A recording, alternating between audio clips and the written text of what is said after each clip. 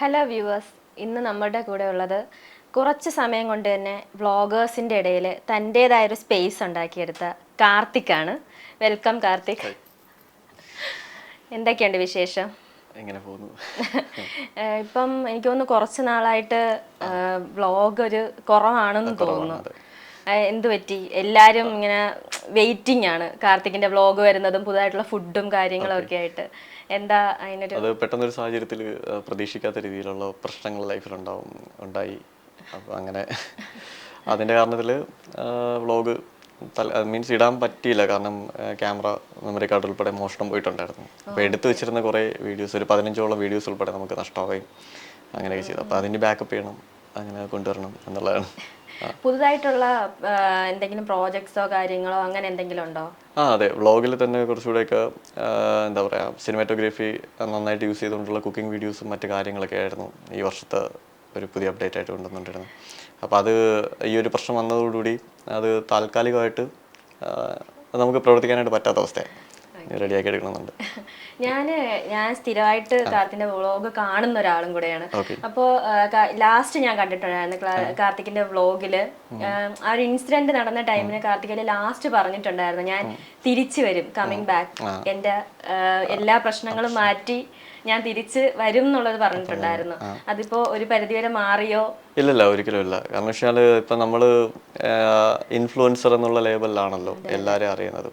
അപ്പോൾ സൊസൈറ്റിയിൽ ഇത്തരത്തിലൊരു പ്രശ്നം വരുന്ന സമയത്ത് ആ പ്രശ്നത്തിന് പരിഹരിച്ച്, അല്ലെങ്കിൽ അതിനെ ഏത് രീതിയിൽ ഞാൻ ഫേസ് ചെയ്യുന്നു എന്നുള്ളത്, അതിൻ്റെ ആഫ്റ്റർ ഇത് ഞാൻ ഇങ്ങനെയാണ് ഡീൽ ചെയ്യുന്നുള്ളത് എനിക്ക് എൻ്റെ പ്രേക്ഷകരുടെ അടുത്ത് പറയുന്നത്. കാരണം ഞാനടങ്ങുന്ന ഒരു സാധാരണക്കാരുടെ ഒരു വലിയ കമ്മ്യൂണിറ്റിയാണ് മലയാളം ഓഡിയൻസ്. അപ്പോൾ ഞാൻ സോഷ്യൽ മീഡിയയിൽ വ്ളോഗ്സ് ഇടുന്നതുകൊണ്ട് ആണ് എൻ്റെ പ്രശ്നം വന്ന സമയത്ത് അത് ഒരുപാട് പേരിലോട്ട് ഇതായത്. എന്നാൽ സോഷ്യൽ മീഡിയ ഫെയിം അല്ലാത്തൊരു സാധാരണക്കാരൻ ദിനം പ്രതി ഇത്തരത്തിലുള്ള പ്രശ്നങ്ങൾ മദ്യപാനികളുടെ അടുത്തുനിന്ന് ഫേസ് ചെയ്യുന്നുണ്ട്. അപ്പം ഞാൻ എൻ്റെ ഈ ഒരു പ്രശ്നം സോൾവ് ചെയ്ത് ഒരു കംബാക്ക് എനിക്ക് ഉണ്ടാവണമെന്നുണ്ടെങ്കിൽ ആ കംബാക്ക് മറ്റൊരാളുടെ ഒരു ഇൻസ്പിറേഷൻ ആവണമെന്ന് തന്നെയാണ് എൻ്റെ ആഗ്രഹം. ഞാൻ അതുകൊണ്ട് തന്നെയാണ് കുറച്ച് പറഞ്ഞാൽ ഞാൻ തിരിച്ചു വരുമെന്നുള്ളത്. അതെനിക്ക് എൻ്റെ ലൈഫിൽ എനിക്ക് ഉറപ്പുള്ള കാര്യമാണ്. ഈ ഒരു പ്രശ്നത്തിൽ ഞാൻ ഇത് സ്റ്റോപ്പ് ചെയ്ത് കഴിഞ്ഞാൽ 6 ലക്ഷത്തോളം എന്നെ സപ്പോർട്ട് ചെയ്യുന്ന ആൾക്കാരെ ഞാൻ പറ്റിക്കുന്ന നടക്കാം. സോ ഐ കോണ്ട്, മനസ്സിലായി. എനിക്ക് തോന്നുന്നു അതിന്റെ താഴെ ഒരുപാട് പേര് സപ്പോർട്ടായിട്ടുണ്ടായിരുന്നു. തിരിച്ചു വരണം, ഒന്നും കൊണ്ടും പേടിക്കേണ്ട ആവശ്യമില്ല, ചെയ്ത് കറക്റ്റ് ആയിട്ടുള്ള വേ തന്നെയാണ്, ഞങ്ങൾ സപ്പോർട്ടായിട്ടുണ്ട്, ഒന്നുകൊണ്ടും ടെൻഷൻ ആവണ്ടെന്നും പറഞ്ഞിട്ട് ഒരുപാട് പേര് അതിന്റെ താഴെ കമന്റ് ചെയ്തിട്ടുണ്ടായിരുന്നു. ഫോൺ കോൾസും കാര്യങ്ങളും ഒക്കെ ആയിട്ട് അങ്ങനെ വന്നിട്ടുണ്ടായിരുന്നു ഇതില്. ഒരുപാട് ആ ദിവസം നടന്ന സമയത്ത്, പ്രശ്നം നടന്ന സമയത്ത് തന്നെ ഒരുപാട് പേരെ വിളിച്ചിട്ടുണ്ടായിരുന്നു. പക്ഷെ എനിക്ക് ആരെയും കോൾ എടുക്കാൻ പറ്റുന്നൊരു മാനസികാവസ്ഥയിൽ നല്ലായിരുന്നു ഞാനും. എനിക്ക് എങ്ങനെയും ഈ പ്രശ്നം, ഈ ഒരു സംഭവത്തിൽ നിന്ന് മൈൻഡ് ടോട്ടലി അങ്ങ് ഇല്ലാണ്ടായിപ്പോയി. നമുക്ക് മുന്നോട്ടുള്ളതെന്ന് ചിന്തിക്കാൻ പറ്റാ, സ്വപ്നം കാണുന്ന അവസ്ഥ എന്ന് പറയില്ല, ഇത് എല്ലാം ഒരു ഭയങ്കര ഒരു പേടിപ്പെടുത്തുന്ന സ്വപ്നം കാണുന്ന ഒരു അവസ്ഥയാണ്. അതെ, കാരണം ഞാനൊട്ടും വിചാരിച്ചില്ല കാറിനെ തല്ലിത്തീർക്കുക, അല്ലെങ്കിൽ ഇത്തരത്തിൽ മോഷണം നടത്തി ഇങ്ങനെ. അത് കാരണം വെച്ചല്ലേ, ഞാൻ യൂട്യൂബിൻ്റെ വരുമാനം കൊണ്ട് നമ്മൾ കൂട്ടി വെച്ച കാശൊക്കെ കൊണ്ടിട്ട് ഞാൻ എടുക്കുന്ന ഏറ്റവും വിലപിടിപ്പുള്ളൊരു സാധനം ആ കാറാണ്. ഇപ്പം പൊതുവേ ഐഫോണും ക്യാമറയൊക്കെ പലരുടെയും ഡ്രീമാണെങ്കിൽ ഞാൻ അതിനും മേളിൽ ഒരു സാധനം വെച്ചെന്ന് വെച്ചാൽ എൻ്റെ ഒരു കാറ്, അതും ആ മോഡൽ തന്നെ എടുക്കണമെന്നുള്ളതൊക്കെ എൻ്റെ ഒരു വലിയൊരു സംഭവമായിരുന്നു. പക്ഷെ എനിക്ക് തോന്നുന്നു നെഗറ്റീവ് പറയുന്നതിൽ കൂടുതലുടെയും ചിന്ത എന്ന് പറയുന്നത്, ഒരു വ്ളോഗ് തുടങ്ങി ഒരു എന്താ പറയാൻ ഒരു 6K ഒക്കെ വരുമ്പോഴത്തേക്ക് തന്നെ അവര് കോടീശ്വരനാണ്, അല്ലെങ്കിൽ ക്യാഷിന്റെ മുകളിലാണ് എന്ന് പറഞ്ഞിട്ടുള്ളൊരു ഇതല്ലേ. ഈ കാശ് വെറുതെ കിട്ടുന്നില്ലല്ലോ. ഒരു വ്ളോഗിന്റെ പിറകിൽ തന്നെ ഒരുപാട് പണികളുണ്ട്. ഇപ്പം നമ്മൾ 59 സെക്കൻഡ് ഒരു വീഡിയോ ഇടുന്നുണ്ടെങ്കിൽ ആ വീഡിയോക്ക് മിനിമം 2 മണിക്കൂറിന്റെ പണിയുണ്ട്. അത് സ്റ്റിച്ച് ചെയ്യണതാണെങ്കിലും, അല്ലെങ്കിൽ ഒരുപാട് ക്ലിപ്പുകളിലെ ഒരു 59 സെക്കൻഡിനകത്ത് കൊണ്ടുവരാന്ന് പറഞ്ഞാൽ അത് ഒരു വലിയ തോട്ട് പ്രോസസ്സിൻ്റെ ഇതാണ്. ഉറക്കം പോലും കിട്ടാതെ എഡിറ്റ് ചെയ്യണ പല ക്രിയേറ്റേഴ്സിനെ എനിക്കറിയാം. അപ്പം ഇത് ഭാരിച്ച പണിയാണെന്ന് വെച്ച് കഴിഞ്ഞാൽ ആൾക്കാരെ എൻ്റർടൈൻ ചെയ്യുന്നൊരു സംഭവമാണ്. ഇപ്പോൾ ഒരു ജോലി കഴിഞ്ഞ് ആളുടെ വീട്ടിൽ വന്ന ആൾ ഫോൺ നോക്കുന്ന സമയത്ത് ആൾക്ക് റിലീഫ് ആവുന്ന കണ്ടൻസ് സോഷ്യൽ മീഡിയയിൽ കാണാൻ പറ്റുകയാണെന്നുണ്ടെങ്കിൽ അതിൻ്റെ പുറകിൽ ഒരുപാട് എഫേർട്ടുണ്ട്. അപ്പം it's not a easy thing. പൈസ വെറുതെ യൂട്യൂബ് തരുന്നതല്ല, അങ്ങനെ ഒരു കാര്യം. അല്ല, അങ്ങനെ ചിലരുണ്ട്, ഒരു ചെറിയൊരു ഇത് കിട്ടുമ്പോഴത്തേക്ക് വലിയ ആളായി പോയി. അത് എനിക്ക് പറ്റിയ ഏറ്റവും വലിയ എൻ്റെ ഭാഗത്തു നിന്നുണ്ടായ ഒരു വലിയ വീഴ്ചയുണ്ട്. കാരണം ഞാൻ താമസിച്ചിരുന്ന സ്ഥലം എന്ന് വെച്ചാൽ വളരെയധികം ടാബുമായിട്ടുള്ള ചിന്താഗതിയിലുള്ള ആൾക്കാരുള്ളതും, എന്നാൽ കളക്ടർ ഉൾപ്പെടെ വലിയ വലിയ ആൾക്കാർ ഉണ്ടായ സ്ഥലമാണ്. അപ്പോൾ രണ്ട് എക്സ്ട്രീം നയിക്കുന്ന രണ്ട് തരം ആൾക്കാർ നിൽക്കുന്ന ഒരു സൊസൈറ്റിയിൽ ഞാനിങ്ങനെ വന്ന സമയത്ത് ഫസ്റ്റ് ഓഫ് ഓൾ എൻ്റെ നാട്ടുകാർക്ക് അറിയത്തില്ല യൂട്യൂബ് എന്താണെന്നുള്ളത്. അവർ നോക്കുന്ന സമയത്ത് ജോലിയും കൂലിയില്ലാതെ ഒരു പയ്യൻ നിൽക്കുന്നു, അവൻ എവിടെ പോകുന്നു, എങ്ങനെ വരുന്നു, അവൻ്റെ കയ്യിൽ കാശുണ്ട്. അപ്പോൾ ആദ്യം എൻ്റെ നാട്ടുകാർ പറഞ്ഞു എനിക്ക് ബ്ലാക്ക് മണിയുടെ ഇടപാടുണ്ട്, പിന്നെ പറഞ്ഞാൽ ഇലുമിനാറ്റി ആണെന്ന് പറഞ്ഞു. പിന്നെ അതിനുശേഷം ഒരുപാട് കാര്യങ്ങൾ, ഈവൻ എനിക്കൊരു കല്യാണാലോചന വന്ന സമയത്ത് എനിക്ക് ബ്ലഡ് ക്യാൻസർ ആണെന്ന് ഒരു ആൾക്കാർ പറഞ്ഞിട്ടുണ്ടായിരുന്നു. അപ്പോൾ ഇങ്ങനെയുള്ള ആൾക്കാരുടെ ഇടയിൽ ഞാൻ അവരെ ഒരിക്കലും ഡിഫെൻഡ് ചെയ്തിരുന്നില്ല. പകരം ഞാനിതെല്ലാം കേട്ടിട്ട് കൊള്ളാം നല്ല എനിക്കത് ആദ്യം സംഗീതം എന്ന് പറയുന്നത് ഞാൻ അതിനെ അങ്ങനെ കണ്ടിരുന്നു. പക്ഷേ ഒരു സുപ്രഭാതത്തിൽ എനിക്ക് മനസ്സിലായെന്ന് വെച്ചാൽ ഞാൻ ഈ നാട്ടുകാരുടെ ആറ്റിറ്റ്യൂഡിലോട് ഞാൻ അവരുമായിട്ട് മിങ്കിൾ ചെയ്യാത്തതുകൊണ്ട്, അല്ലെങ്കിൽ ഞാൻ അവരെ ആ ഒരു അത്രയും സ്പേസ് ക്രിയേറ്റ് ചെയ്തുകൊണ്ട് തന്നെ ഇവർക്ക് എന്നെ അടുത്ത് മനസ്സിലാക്കാൻ പറ്റിയിട്ടുമില്ല. അപ്പോൾ അവരുടെ ചിന്താഗതികളിൽ ഉള്ളൊരു വ്യക്തി മാത്രമാണ് ഞാൻ എന്താണെന്ന് അവർക്ക് അറിയത്തില്ല. അപ്പം അവർ സംബന്ധിച്ചിടത്തോളം ഇപ്പം ഈ കാറിൻ്റെ പ്രശ്നം വന്ന സമയത്ത് തന്നെ പറയുന്നുണ്ട്, അത് ഞാൻ എന്താ പറയുക എന്നെ ഇഷ്ടമല്ല, അല്ലെങ്കിൽ അവൻ അങ്ങനെയാണ്, അവൻ ഭയങ്കര അഹങ്കാരമാണ്, അതുകൊണ്ടാണ് ഇങ്ങനെ സംഭവിച്ചതെന്നുള്ള അങ്ങോട്ട് അതും അതിൽ പറഞ്ഞിട്ടുണ്ടായിരുന്നു. അതില് കുറച്ച് പോർഷൻ മാത്രം കട്ട് ചെയ്തായിരുന്നു. അതായത് ഇപ്പം ഞാൻ ചീത്ത വിളിച്ചു എന്നുള്ള കാര്യം, ഇപ്പം വ്ളോഗർ എന്ന് പറഞ്ഞാൽ എല്ലാവരെയും പോലെ മനുഷ്യരാണ്, അവർക്ക് പ്രത്യേകതകളൊന്നുമില്ല, എല്ലാ തരത്തിലുള്ള എമോഷൻസും ഉള്ള ആൾക്കാരാണ്, സാധാരണക്കാരാണ്. അപ്പം ഞാൻ എന്താ പറയുക, ആ ഒരു ഇൻസിഡൻറ്റ് ഉണ്ടാവണേന് എൻ്റെ ഒരു ലൈറ്റായിട്ടൊരു കാര്യം പറയണമെന്നുണ്ടെങ്കിൽ എനിക്ക് 26 വയസ്സായി. എൻ്റെ അച്ഛൻ മരിക്കുന്നതെന്ന് വെച്ചാൽ ഞാൻ 6ാം ക്ലാസ്സിൽ പഠിക്കുന്ന സമയത്താണ് എൻ്റെ അച്ഛൻ മരിക്കുന്നത്. അപ്പം അച്ഛൻ മരിച്ചതിന് ശേഷം അമ്മ നമ്മൾ അത്രയും ഹാർഡ് വർക്ക് ചെയ്ത് നമ്മളെ വളർത്തി കൊണ്ടുവരുന്ന സാഹചര്യത്തിൽ 26 വയസ്സുള്ള എൻ്റെ അടുത്ത് വെളിയിലുള്ള ഒരാളതും യാതൊരു സോഷ്യൽ സ്റ്റാറ്റസും ഇല്ലാത്ത ഒരു മനുഷ്യൻ, അദ്ദേഹം എന്നെ വിളിച്ചിട്ട് ഇങ്ങനെ ഫോണിലൂടെ പറയാണ്, ആരാ മീൻസ് ഒരു കോൾ എന്ന് പറഞ്ഞാൽ ഒരു പ്രോപ്പർ കമ്മ്യൂണിക്കേഷൻ വേണം, ആരാണെന്ന് വെച്ചപ്പോൾ നിന്റെ അമ്മയ്ക്ക് അറിയാടാ എന്ന് പറഞ്ഞ് സംസാരിക്കുമ്പോൾ ഞാനത് ഏത് രീതിയിൽ എടുക്കണം? എനിക്ക് വേറൊരാളാണെങ്കിൽ ഇതിനെക്കാട്ടി കൂടുതൽ പറയുമായിരുന്നു തോന്നുന്നു. അല്ല എൻ്റെ ഒരു ഇതിൽ തന്നെ ഞാൻ പറയേണ്ടതിന്റെ മാക്സിമം പറഞ്ഞു എന്നാണ് ഞാൻ വിശ്വസിക്കുന്നത്. എൻ്റെ അമ്മയും എൻ്റെ സുഹൃത്തും വീട്ടിലുണ്ടായിരുന്നു. ആ സമയത്ത് അവരെന്നെ പിടിച്ചെടുത്തുകൊണ്ട് മാത്രമാണ് ഞാനൊരു അടി പ്രശ്നത്തിനായിട്ട് പോകാത്ത. ഇല്ലായിരുന്നു ഉറപ്പായിട്ട് ഞാൻ ആ സമയത്ത് തന്നെ ഇറങ്ങിപ്പോയി അത് വലിയൊരു പ്രശ്നമാക്കി തന്നെയായിരുന്നു ഞാൻ. അപ്പോൾ നമ്മളെ ചില സമയങ്ങൾ നമ്മളെ എമോഷൻ നമ്മളെ കയ്യിൽ നിൽക്കത്തില്ല.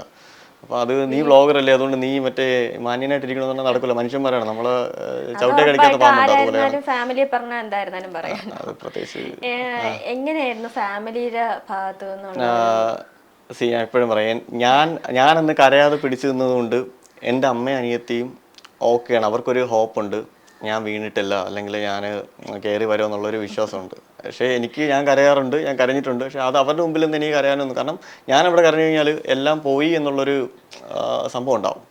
ഓക്കെ, എന്തായാലും നമുക്ക് കുറച്ച് നെഗറ്റീവ്സ് കാര്യങ്ങളൊക്കെ മാറ്റി വെക്കാം. കാരണം എനിക്ക് തോന്നുന്നു മിക്കവരും കാറിനെ കാണുമ്പോൾ ചോദിക്കുന്നത് ഞാനിപ്പോ ചോദിച്ചു കൊടുത്ത കാര്യങ്ങൾ.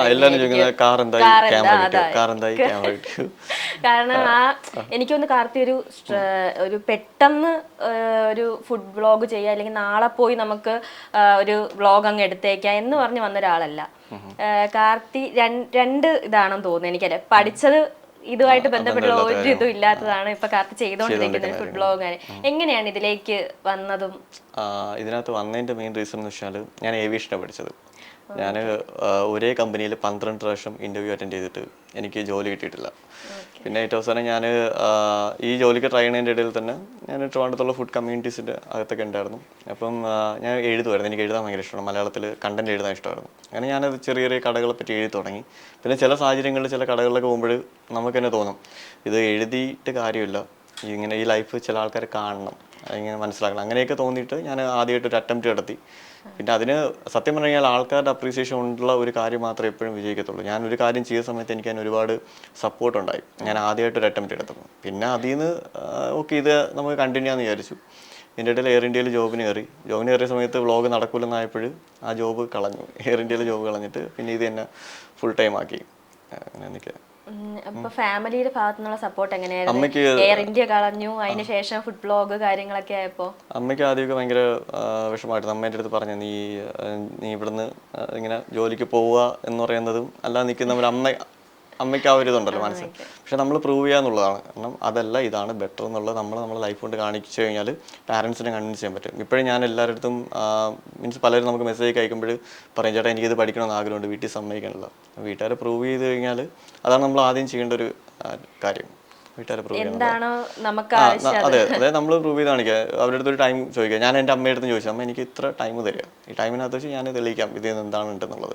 അത് കറക്റ്റായിട്ട് അവരുടെ അടുത്ത് സ്നേഹത്തോടെ സംസാരിച്ചു കഴിഞ്ഞാൽ ഇത് മിക്ക പാരൻസിൻ്റെയും മക്കളുടെ ഇടയിലുള്ള കമ്മ്യൂണിക്കേഷൻ്റെ പ്രശ്നം കൊണ്ടാണ് പലർക്കും പാഷൻ കണ്ടിന്യൂ ചെയ്യാൻ പറ്റാതെയും അവർ നിർബന്ധിക്കപ്പെട്ട് ഏതെങ്കിലും ഒരു കോഴ്സുകളിലോ ഏതെങ്കിലും ജോലിയോ ചെയ്യപ്പെട്ട് ഇന്നും ഡിപ്രഷൻ അടിച്ച് കിടക്കുന്ന പലരും ഉണ്ട്. അപ്പം എനിക്ക് അവരുടെ അടുത്ത് പറയുന്നത് വെച്ചാൽ കൺവിൻസ് യുവർ പാരൻറ്റ്, അല്ലെങ്കിൽ നമ്മുടെ ഗാർഡിയൻ ആരാണോ അവരെ ഒന്ന് കൺവിൻസ് ചെയ്യാം, പ്രൂവ് ദം നമുക്ക് എന്ത് ചെയ്യാൻ പറ്റും, അത്രേ ഉള്ളൂ. കാർത്തിക്കിന് അങ്ങനെ ഏതെങ്കിലും ഇൻസ്പിറേഷൻ ആരെങ്കിലും ഉണ്ടോ ഇതിലേക്ക് വരാനായിട്ട്? ഇന്നാളെ കണ്ടു ഇൻസ്പയർ ആയി വന്നു? എനിക്ക് നാസ് ഡെയിലി എന്ന് പറയുന്ന ചാനൽ, അത് 1 മിനിറ്റ് ഷോർട്ട് വീഡിയോസ് ചെയ്തുകൊണ്ടിരുന്ന സമയത്ത് അദ്ദേഹം 1000 വീഡിയോസ് 1000 ദിവസം എന്നുള്ളൊരു ചലഞ്ച് ചെയ്തിട്ടുണ്ടായിരുന്നു. ആ മനുഷ്യനാണെങ്കിൽ 1 മിനിറ്റിനകത്ത് ഒരു രാജ്യത്തിനേക്കാണ് റിവ്യൂ ചെയ്യണം. അപ്പോൾ അതെനിക്ക് ഞാൻ ആ ഒരു കോൺസെപ്റ്റ് എടുത്തതാണ്. അതായത് നമുക്ക് ഫുഡ് വീഡിയോസ് അങ്ങനെ വലിയ രീതിയിലല്ലെങ്കിലും 1 മിനിറ്റ് വീഡിയോസ് കൊണ്ടുവരിക, അതായത് ചുരുങ്ങിയ സമയത്തിനകത്ത് കൂടുതൽ ഇൻഫർമേഷൻ കൊടുക്കാം. End of the day food vlog ആണെന്നുണ്ടെങ്കിലും ഇൻഫർമേഷൻ ഷെയർ ചെയ്യുന്ന ഒരു ചാനൽ എന്നുള്ള രീതിയിലാണ് ഞാൻ കണ്ടിട്ടുള്ളത്. അപ്പോൾ എനിക്ക് അതിൻ്റെ ഒരു മറ്റൊരു തലം എത്തിക്കണമെന്ന് ആഗ്രഹമുണ്ട്, ഫുഡിൻ്റെ കുറച്ചുകൂടെയൊക്കെ ഉള്ള കാര്യങ്ങൾ. പക്ഷെ ഒരു കാര്യം പറയാം, എനിക്കിപ്പോഴും ഈ മറ്റേ മുള്ളും കത്തിയും ഉപയോഗിച്ച് കഴിക്കാൻ അറിയത്തില്ല. എനിക്ക് നേരെ ചൊവ്വേ ഒരു ഫുഡിൻ്റെ പേര് പ്രൊനൗൺസ് ചെയ്യാനായിട്ട് അറിയത്തില്ല. എനിക്ക് കുക്ക് ചെയ്യാൻ അറിയാം, പക്ഷേ എന്നാലും ഞാൻ അത്രയും ബെസ്റ്റായുള്ള ആളൊന്നുമല്ല. ഞാൻ ട്രൈ ചെയ്യുന്നു എന്നുള്ളതേ ഉള്ളൂ. എനിക്ക് ഈ ഫുഡ് വ്ലോഗ് ചെയ്യുന്നതിന് പ്രത്യേകിച്ച് സർട്ടിഫിക്കേഷനോ കാര്യങ്ങളൊന്നുമില്ല. അത്ര ആ ഒരു ഇതിൽ നിൽക്കുന്നുള്ളതേ ഉള്ളൂ. ആദ്യമായിട്ട് ഫുഡ് വ്ലോഗ് എന്ന് പറഞ്ഞിട്ടുള്ളൊരു ഇതിലേക്ക് പ്ലാറ്റ്ഫോമിലേക്ക് ഇറങ്ങിയപ്പോഴത്തേക്കും നമ്മളൊരു ഷോപ്പിൽ പോയി അല്ലെങ്കിൽ ഹോട്ടലിൽ പോയിട്ട് നമ്മൾ ഒരു വ്ലോഗ് എടുക്കാനാണ്, മീൻസ് ഒന്നുമില്ല, ബ്ലാങ്ക് ആണ്. ആ ഒരു എങ്ങനെയായിരുന്നു അവരുടെ ഒരു പ്രതികരണം? ശരിക്കും പറഞ്ഞു കഴിഞ്ഞാൽ വലിയ വലിയ റെസ്റ്റോറൻറ്റ്സിൽ പോയിട്ട് അവിടുത്തെ വലിയ ഫുഡിനെ കാണിച്ചുകൊണ്ടല്ല ഞാൻ തുടങ്ങുന്നത്. ഞാൻ അതായത് എൻ്റെ പഠിത്തം കഴിഞ്ഞിറങ്ങിയിരിക്കുന്ന നമ്മളെ കയ്യിൽ ഉള്ള പൈസ എന്ന് പറഞ്ഞാൽ 100 രൂപയോ അല്ലെങ്കിൽ 1000 രൂപയ്ക്കകത്തേ നമ്മളെ കയ്യിൽ കാണുള്ളൂ. അപ്പോൾ ആ ചെറിയ എമൗണ്ടിനകത്ത് നമുക്ക് എന്ത് ചെയ്യാം? ഫോർ എക്സാമ്പിൾ 10 രൂപയുടെ ചായയുടെ വീഡിയോ ഇട്ടിട്ട് യൂട്യൂബിൽ നിന്ന് 10,000 രൂപ ഉണ്ടാക്കുന്ന ഒരു സംഭവം അറിയാവോ? ശരിക്കും അതാണ് റിയാലിറ്റി എന്ന് പറയുന്നത്. അപ്പം ഫുഡിന് ഇപ്പം പലരും പറയും നീ ഫ്രീ ഫുഡ് കഴിച്ചിട്ടല്ലേടാ ചെയ്യുന്നത് എന്നുള്ളത്. ഓഫ് കോഴ്സ് ഞാൻ പറയണം, പൈസ കൊടുത്തും കഴിക്കുന്നുണ്ട്, പൈസ വാങ്ങിച്ചും കഴിക്കുന്നുണ്ട്. ഈ 2 സംഭവങ്ങളേ ഉള്ളൂ ഫുഡ് വ്ലോഗിൻ്റെ അകത്തുള്ള കാര്യം. ഈ പൈസ വാങ്ങിച്ച് കഴിക്കുന്നത് വെച്ച് കഴിഞ്ഞാൽ പ്യുവർ പ്രൊമോഷനാണ്. പക്ഷെ അതിനകത്ത് ഞാൻ പാലിക്കുന്നൊരു സംഭവം എന്ന് വെച്ചാൽ വളരെ മോശപ്പെട്ടൊരു സാധനം പൈസ വാങ്ങിച്ചിട്ട് ആൾക്കാരെ നിങ്ങൾ ഇത് പോയി കഴിക്കണമെന്ന് പറയത്തില്ല. അത് നമുക്ക് ചീത്തപ്പരാം, നമുക്ക് ഒരിക്കലും അത് നിൽക്കാൻ പറ്റത്തില്ലല്ലോ. അല്ലാതെ ജസ്റ്റ് ചെയ്യുന്നു. എനിക്ക് തോന്നുന്നു അത് മിക്കവർക്കുള്ള ഡൗട്ട് ആയിരിക്കും. ഫുഡ് വ്ലോഗേഴ്സ് എല്ലാവരും ഫ്രീ ആയിട്ട് ഫുഡ് കഴിച്ച ഒരു റിവ്യൂ പറയുന്നു എന്നുള്ളൊരു സംഭവം. ഇപ്പൊ എന്താ സ്റ്റാർബക്സ് വന്നു. അപ്പോൾ സ്റ്റാർബക്സ് വന്ന സമയത്ത് എൻ്റെ ആവശ്യമാണ് സ്റ്റാർബക്സിലെ കോഫി ആൾക്കാർക്ക് പരിചയപ്പെടുത്താന്നുള്ളത്. സ്റ്റാർബക്സ് എനിക്ക് പൈസ തന്നാലും ഇല്ലെങ്കിലും ഞാൻ യൂട്യൂബിൽ വീഡിയോ ഇട്ട് കഴിഞ്ഞാൽ എനിക്ക് എന്തായാലും റവന്യൂ ആണ്. സോ ഞാൻ ഈ 450 രൂപ അവിടെ ഒരു കോഫിക്ക് സ്പെൻഡ് ചെയ്ത് കഴിഞ്ഞാൽ എനിക്ക് ഉറപ്പാണ് ആ 450 രൂപയ്ക്കാലും കൂടുതൽ എമൗണ്ട് എനിക്ക് യൂട്യൂബിൽ നിന്ന് കിട്ടും എന്നുള്ളത്. ഇത് വളരെ സത്യസന്ധമായിട്ടുള്ള കാര്യമാണ്. ഇതിനകത്തുള്ള എത്തിക്സോ കാര്യങ്ങളൊന്നുമല്ല. ഇതിനകത്തുള്ളൊരു ബിസിനസ് എന്ന് പറഞ്ഞു കഴിഞ്ഞാൽ ഞാൻ എന്നുള്ള ആൾ യൂട്യൂബിനെ ലക്ഷ്യമാക്കിയ സമയത്ത് എൻ്റെ പ്രോഫിറ്റ് മോട്ടീവ് എന്ന് പറഞ്ഞു കഴിഞ്ഞാൽ അതാണ് 10 രൂപയുടെ ചായയിൽ നിന്ന് 10,000 രൂപയുടെ റവന്യൂ ഉണ്ടാക്കുക. അത് യൂട്യൂബിലൂടെ മാത്രമേ നടക്കത്തുള്ളൂ. അപ്പം നമ്മൾ എങ്ങനെ പോയാലും ഒരാൾ ഒരു മാസം ഫുഡിന് വേണ്ടിയിട്ട് കോസ്റ്റ് മാറ്റി വെച്ച് കഴിഞ്ഞാലും ആളുടെ മന്ത്ലി കോസ്റ്റിൻ്റെ ഡബിൾ അല്ലെങ്കിൽ ട്രിപ്പിൾ ആയിരിക്കും യൂട്യൂബിൽ നിന്ന് റവന്യൂ ആയിട്ട് തന്നെ വരുന്നത്. ഓക്കെ, കാരണം യൂട്യൂബ് മാത്രമല്ല ഫേസ്ബുക്കിൽ നിന്നും അങ്ങനെയൊക്കെ തന്നെ. എനിക്ക് ഫേസ്ബുക്ക് 6 മാസത്തെ ഒരു കോൺട്രാക്ട് തന്നിട്ടുണ്ടായിരുന്നു. 3 ലക്ഷം രൂപയുടെ ഒരു കോൺട്രാക്ട് തന്നിട്ടുണ്ടായിരുന്നു. അതിലെനിക്ക് 15 വീഡിയോ ഒരു മാസം 15 വീഡിയോ വെച്ച് ഫുഡ് ചെയ്താൽ മതി. അപ്പം ഞാൻ ആ സമയത്തുള്ളത് നോക്കുമ്പോഴേ എനിക്ക് കോസ്റ്റ് വെച്ചാൽ ഇൻവെസ്റ്റ്മെൻറ്റ് വളരെ കുറവാണ്, എന്നാൽ ഇത് സംഭവമാണ്. പക്ഷെ വേറൊരു കാര്യമുണ്ട്, പിന്നെയുള്ള നമ്മുടെ ലേബറാണ്. അതായത് നമ്മൾ എഡിറ്റ് ചെയ്യുക, ഷൂട്ട് ചെയ്യുക, അങ്ങനെയുള്ള കാര്യങ്ങളൊക്കെ വെച്ച് നോക്കുമ്പോൾ ആ ലേബർ എന്ന് പറയുന്നൊരു സാധനമുണ്ട്. പിന്നെ സോഫ്റ്റ്വെയർ, അതിൻ്റെ പേയ്മെൻറ്റ്, അങ്ങനെയൊക്കെയുള്ള ഒരുപാട് കാര്യങ്ങളുണ്ട്. EMI. അതുപോലെ ഇടയ്ക്ക് ലാസ്റ്റത്തെ ആ ഒരു ഇൻസിഡന്റിൽ പറഞ്ഞിട്ടുണ്ടായിരുന്നു എനിക്ക് സ്വന്തമായിട്ടൊരു ഫോണോ ഒരു ക്യാമറ അങ്ങനെയില്ല, എൻ്റെ ഫ്രണ്ടിന്റെ ഇതുവഴിയാണ് ഞാനിപ്പോ ഈ വീഡിയോ പോലും ചെയ്യുന്ന സംഭവം പറഞ്ഞിട്ടുണ്ടായിരുന്നു. എന്താ സംഭവം? അതിന്റെ കാരണം വെച്ചാൽ ഞാൻ ഈ സിറ്റുവേഷൻ വന്ന സമയത്ത് എൻ്റെ ഫ്രണ്ട്സ് ആയിട്ടുള്ള എല്ലാ ക്രിയേറ്റേഴ്സും, ഈച്ച് ആൻഡ് എവരി ക്രിയേറ്റേഴ്സ്, കേരളത്തിലുള്ള എൻ്റെ സുഹൃത്തുക്കളായുള്ള ഓരോ ക്രിയേറ്റേഴ്സും എൻ്റെ അടുത്ത് ഫസ്റ്റ് പറഞ്ഞൊരു കാര്യമുണ്ട്, നീ വീഡിയോ ചെയ്യ്, നിനക്ക് ക്യാമറ, ബാക്കി എന്ത് കാര്യങ്ങളും എൻ്റെ കയ്യിൽ ലാപ്ടോപ്പ് ഉണ്ട്, നീ എടുത്തോണ്ട് പോകും, ഐഫോൺ വേണോ തരാം, ജസ്റ്റ് ലൈക്ക് ഞാൻ വീഡിയോ ഇട്ടണം. അത് കേരളത്തിലുള്ള ലൈക്ക് എൻ്റെ ഏജിലുള്ള ക്രിയേറ്റേഴ്സ്, അത് എൻ്റെ ഫ്രണ്ട്സ് ഒരുപാട്, ഇപ്പം കൊല്ലത്തുള്ള ക്രിയേറ്റേഴ്സ് ആയിക്കോട്ടെ അല്ലെങ്കിൽ എല്ലായിടത്തുള്ള, നീ വീഡിയോ ഇടണം, നീ ഇതിൻ്റെ വലിയ വീഡിയോ ഇടാതിരിക്കരുത് എന്നുള്ളൊരു കാര്യം പറഞ്ഞു. അപ്പം ഫ്രണ്ട് തന്നെയാണ് പറഞ്ഞിടാ, വാ വന്നത് ചെയ്, ഷൂട്ട് ഉണ്ടെന്നുണ്ടെങ്കിൽ പറയും, ഞാനുള്ളപ്പോൾ ഞാൻ അല്ലെങ്കിൽ നീ ക്യാമറ എടുത്തുകൊണ്ട് പോകും, അത്രേ ഉള്ളൂ. അവിടെ അത് എന്താ പറയുക, അത് ഫ്രണ്ട്ഷിപ്പാണ്, മനസ്സിലായോ?